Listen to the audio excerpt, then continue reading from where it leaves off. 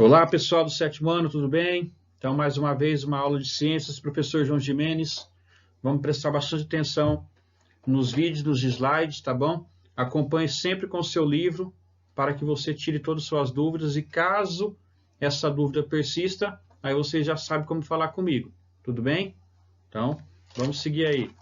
Livrinho de vocês, pega lá na página 52 para a gente acompanhar, fazer um estudo bem feito, uma explicação bem feita, para que você consiga trazer esse conteúdo e fazer parte do seu conhecimento para que futuramente você venha utilizá-lo, tá bom? Nós veremos hoje relações ecológicas, tá? Existem dois tipos de relações ecológicas. As harmônicas, que não tem prejuízo para nenhuma das espécies, e quando é desarmônica é porque aí, nesse caso, vai ter algum tipo de prejuízo, tá?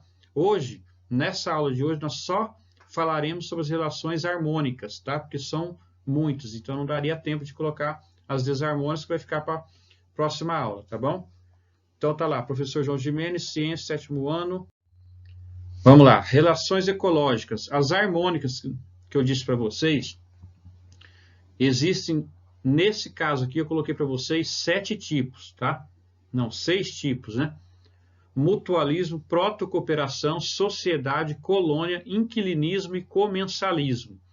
Esses tipos de relações, eles acontecem da seguinte forma: ou as duas espécies envolvidas são beneficiadas, ou às vezes para uma espécie não tem prejuízo nenhum e para outra, a outra tem benefício, tá? Então vocês vão entender cada caso aí, uma coisa bem simples, tá? Mas que acontece. Por exemplo, esse beija-flor aí, puxando o néctar dessa planta, tá? Então tem benefício para o beija-flor, só que ao mesmo tempo esse néctar dele, o pólen pode ficar grudado no biquinho dele e ele levar até uma outra planta, e aí se a planta é da mesma espécie, pode acontecer a fecundação e aí ele colabora para que a natureza consiga ter continuidade, tá bom? Vamos lá. Vamos seguir todas essas relações uma a uma ali, ó. A primeira, mutualismo. O mutualismo, não sei se vocês já ouviram falar em ajuda mútua, tá? Essa questão aqui é quando um ajuda o outro, tá? E os dois são beneficiados. Então, nesse caso aí, eu coloquei um resuminho ali, ó. No mutualismo, os dois organismos são beneficiados. E essa relação é considerada de dependência. Então, quando houve esse nome de dependência, porque isso tem que acontecer, tá? Pois estes geralmente não vivem separados. Um exemplo de mutualismo ocorre entre os cupins e os protozoários. O cupim você está vendo aí no desenho, ó. O tio João vai colocar aqui, ó, cupim. E dentro do corpinho dele, a imagem foi ampliada e aqui dentro do corpo dele fica o protozoário. Então, por que tem que existir esse protozoário dentro do corpo dele? Olha lá, ó. No intestino dos cupins vivem alguns protozoários que se alimentam da celulose presente na madeira ingerida pelos insetos, que são esses cupins. Como os cupins não conseguem digerir a celulose, eles obtêm a ajuda dos protozoários, que recebem alimento e abrigo. Então, o protozoário dentro da barriga dele digere essa celulose e usa isso como alimento protozoário e, ao mesmo tempo, usa a barriguinha dele como abrigo. E o cupim, ele não conseguiria digerir essa celulose, então esse protozoário faz esse serviço para ele, tá bom? E aí é um benefício onde os dois saem em vantagem, tá? Os dois saem ganhando, porque um ajuda o outro, tá bom? Coisa simples isso aí, não é? Então vamos para o próximo. Protocooperação. Uma outra questão de benefício para os dois, só que a diferença desse para o que eu falei antes é que eles poderiam viver sozinhos, tá? Poderiam viver separados. Só que nesse caso eles têm essa protocooperação para que um consiga ajudar o outro. O que vocês estão vendo na imagem aí do lado? Um passarinho dentro da boca do jacaré, não é? Esse passarinho é um herói? É um herói porque ele tem essa coragem de chegar lá e começar a puxar todos os restos de carne que tiver no meio das presas desse jacaré. Só que nesse caso desse passarinho, o jacaré ele fica sempre com a boquinha aberta, porque ele sabe que o passarinho está limpando os dentes dele. E ao mesmo tempo esse passarinho, que ele é conhecido como pássaro palito, ele vai e pega essa carne e se alimenta também. Então o benefício é para os dois, tá bom? Olha aí que eu coloquei no textinho. Nesse tipo de interação existe uma relação entre seres de espécies diferentes. Cada organismo vivo realiza um tipo de benefício para o outro, de formas que ambos obtêm vantagem. Os dois obtêm vantagem. Um tem o alimento e o outro limpa os dentes. Em todos os exemplos de protocooperação, os seres podem viver separados, porém é vantajoso estarem juntos. Um exemplo dessa relação é o pássaro palito, que retira os restos de alimentos da boca do jacaré, onde os dois se beneficiam. Entenderam? Coisa simples isso aí, né? Então, vamos para o próximo.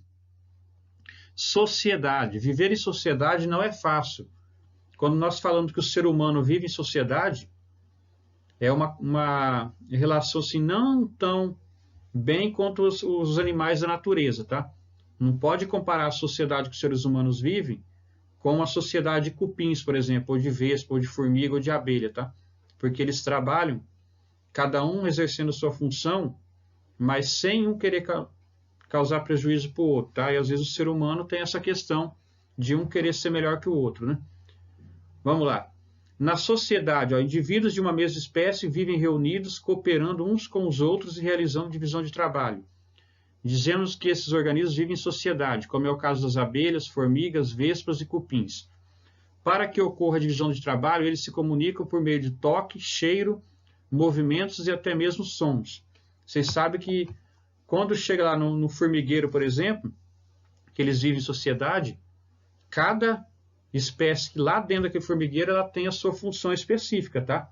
Então vai ter lá a rainha, o zangão, tá?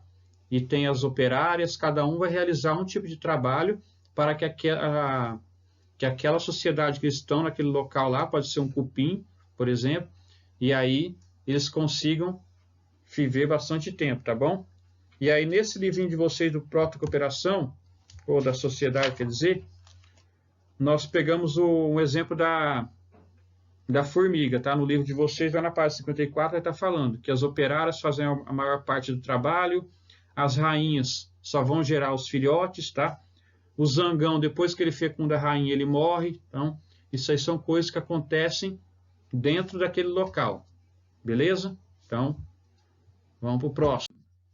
Colônia. Nas colônias também ocorre a organização e a divisão do trabalho, divisão das tarefas entre os seres vivos para a sobrevivência dos indivíduos. Porém, olha a diferença das colônias aqui no caso da sociedade.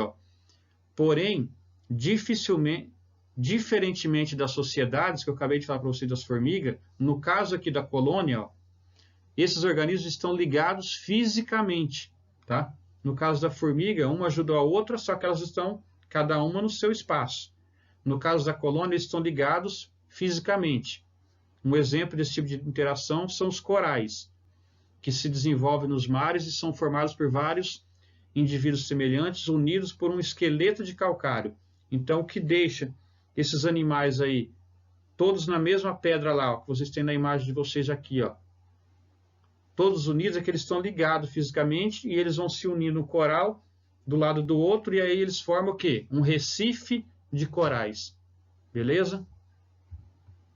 No livro, na página 54, tem essa explicação também, tá? Vamos lá. Inquilinismo. O inquilinismo seria, que eu sempre falo na sala de aula, uma pessoa tem duas casas, ela mora em uma e ela aluga a outra, tá? Então, a outra pessoa que está morando naquela casa, um exemplo, ela vai estar pagando para morar lá. Então, para a pessoa que é dona da casa, ela não sofre prejuízo.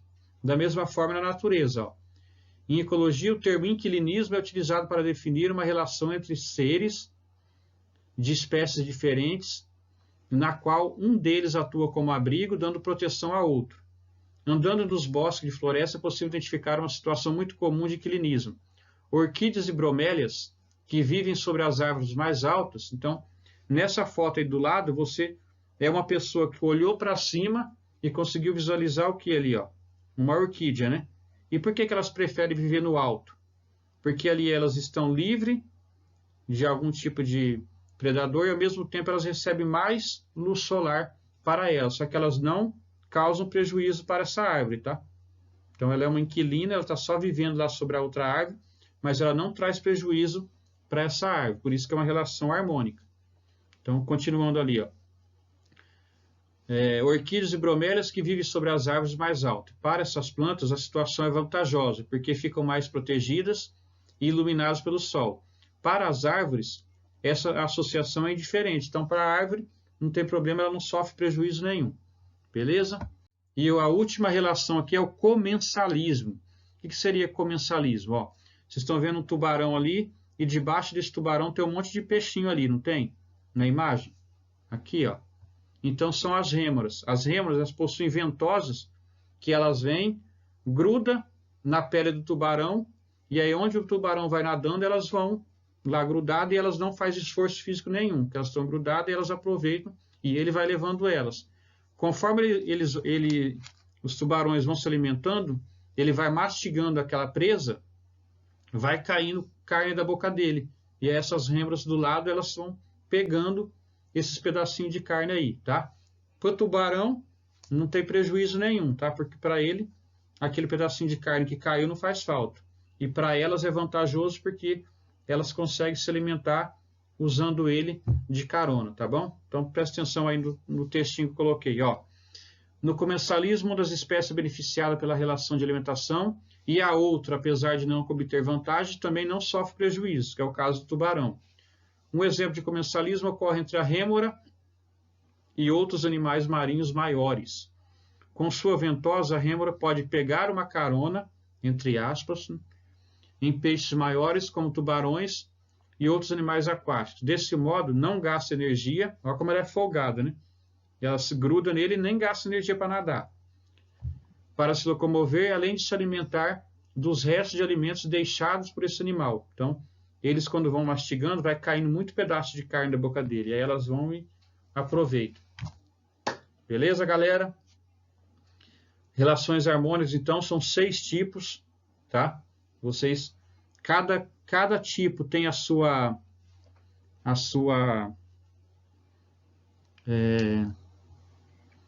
característica própria, né? Então, se você analisar o nome, o exemplo e o que realmente aquilo lá quer dizer, então você consegue memorizar todos facilmente, tá bom? Então, depois vocês só terão exercício para fazer apenas da página 58, tá bom? Então, guardem aí, depois eu vou mandar lá para vocês lição da página 58, tá bom? Um beijo, um abraço a todos, até quinta-feira na nossa aula do Zoom, tá bom? Fiquem com Deus, coloquem a máscara, fiquem em casa e daqui uns dias nós estaremos juntos de novo. Tchau, tchau, pessoal, um abraço.